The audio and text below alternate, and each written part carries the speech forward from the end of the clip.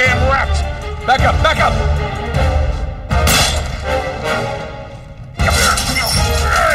Come on! Go, go, go, go!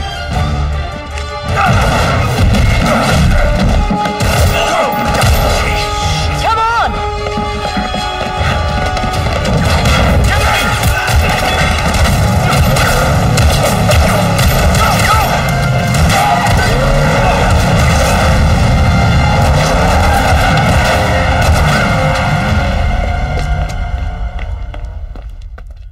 So then the guy says, well, you better tickle mine too, because now I gotta catch the goddamn thing. Cheers. To a job, well done. Yeah. Are you going to join us, darling? Yeah. Well, the map proves it. Drake didn't screw around in the East Indies for 6 months. He sailed straight through and headed to Arabia. Right. But here's where it gets interesting. You see this mark? This is John Dee's signature. Who the hell's John Dee? John Dee, one of Queen Elizabeth's closest advisors. Everybody knows that. Yeah, he was a great mathematician and navigator. Way ahead of his time. He's probably the one who invented that. Seriously into the occult. I mean, like a really creepy dark Yeah, see, way. he signed all his letters to the Queen with this symbol, meaning he was her eyes. The original 007, you see, look, 007. Not really that relevant. So it was John Dee who sent Drake to Arabia. Yeah, it looks that way. Dee and Elizabeth. And Walsingham. Great, but what for? Well, that's the million-dollar question, isn't it? And this is where T.E. Lawrence comes in. See, before Lawrence became Lawrence of Arabia, Great film. he was an archaeologist.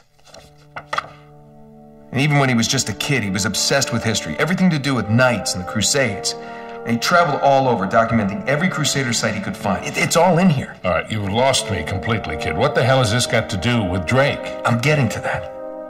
See, after the war, Lawrence said that if he were ever to go back to Arabia, it would be to search for this place he called the Atlantis of the Sands. Now, the legend crops up over and over again under different names. Ubar, Aram of the Pillars, the City of Brass. But the story is always the same. Oh, city of immeasurable wealth, destroyed by God for its arrogance, swallowed forever in the sands of the Rubel Khali Desert. Right here. Well, I like the immeasurable wealth part anyway. And you think this is what Elizabeth and Dee sent Drake after? Oh, yeah. And more importantly, it's what Marlowe is after. So, wait, if Drake was on a mission from the Queen to find this place, why all the secrecy? I mean, it looks like he went to a lot of trouble to hide whatever he found, even from Her Majesty. I don't know. Oh, I'm sorry, what was that? No, hang on a second, because if you recall the last time we went halfway around the world searching for a lost city, things got more than a little dicey. Yeah, but this time we have the upper hand. I mean, look, Drake only had half the clues. Lawrence only had half. We have both. And Marlowe has nothing. Small problem. The Rubel Khali Desert, 600 miles across. The Bedouin go around the damn thing. And even if we knew where it was, which we don't, we would die trying to find Just it. hold on. You see these symbols here? Yeah? Looks like Sabaean Sabaean script. script. Right. Look, the Crusaders were searching for the same lost city 1,000 years ago. But out of all the sites Lawrence documented, only 2 are marked with these symbols. One in Syria, the other in France. Oh. No, you 2 are going to Syria. We're heading to France. Look, we track down these clues. We find Lawrence's lost city. I'm sure of it. Well, and then what? How are we going to get across 600 miles of impassable wasteland? Well, it's in the middle of the desert. So technically, it'd be about 300 miles. Look, I don't know. We'll figure it out. We burn that bridge when we get to it, eh? Exactly. What do you say? What the hell? Let's do it.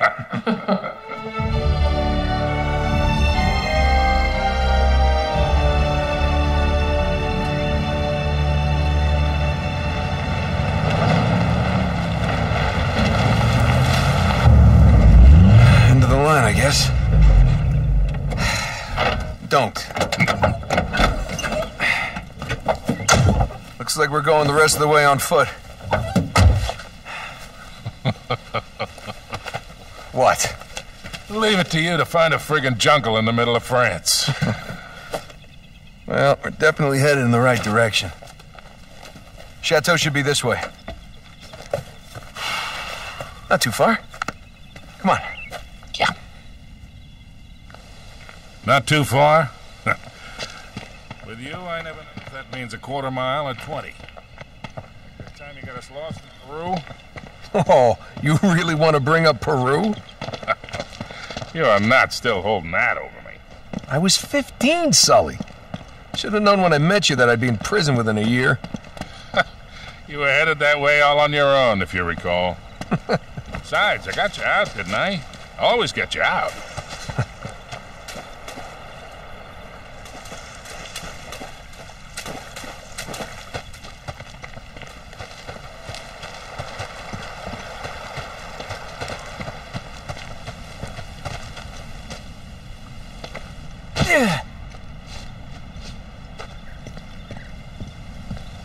Come on, through here. There it is, just like in Lawrence's notes. Gotta have more faith in me, Sully.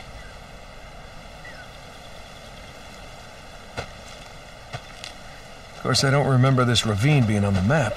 Ah, they must have just put that in. All right. Come on, we'll find another way around.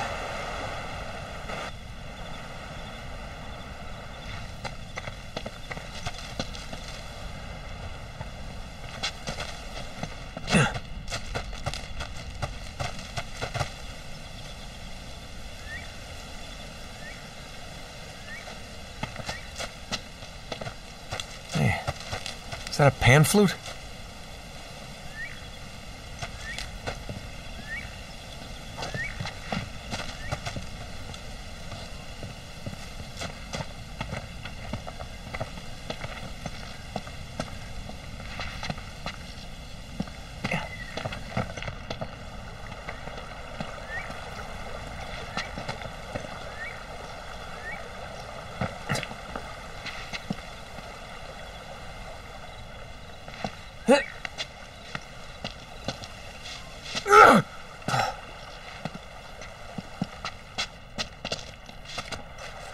This way. Watch your step. Whew. I don't know, kid. You sure we're in the right place? This doesn't seem old enough to be a Crusader castle. It's more like Renaissance to me. You haven't been reading my books again, have you, Sully? Now, Lawrence says the original castle was built in the 11th century. The rest was added on later.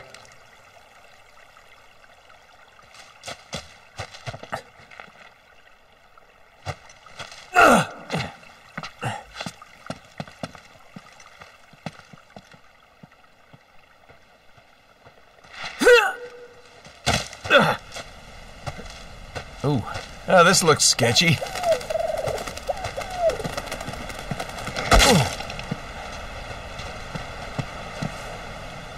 Ah, what are you waiting for? I loosened it up for you.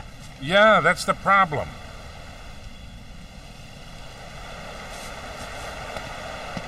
Look, Sully, your first car. Man, that's a 1927 Auburn.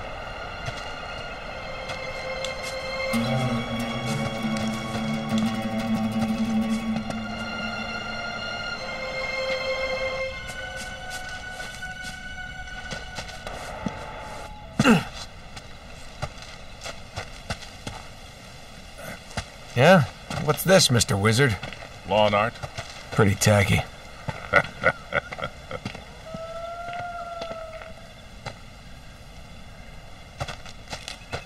Now, the knight who owned this castle, Lord Godfrey, returned from the Crusades in the 12th century. According to Lawrence, all that's left of the original castle is the square keep and the gardens. If Godfrey brought any secrets back from Arabia, that's where we're gonna find them.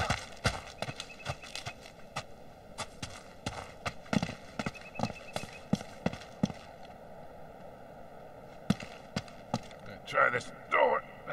It's no good? Not getting in this way.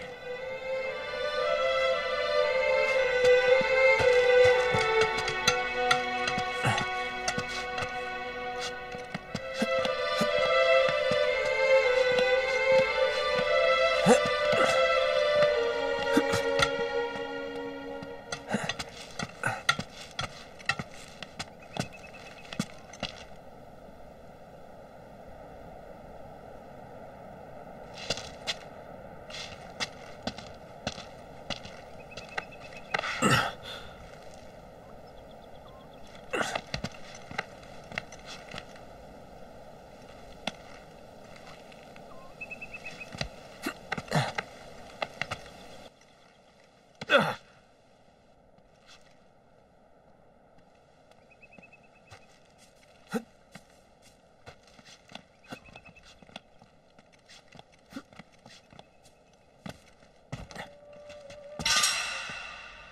bet I can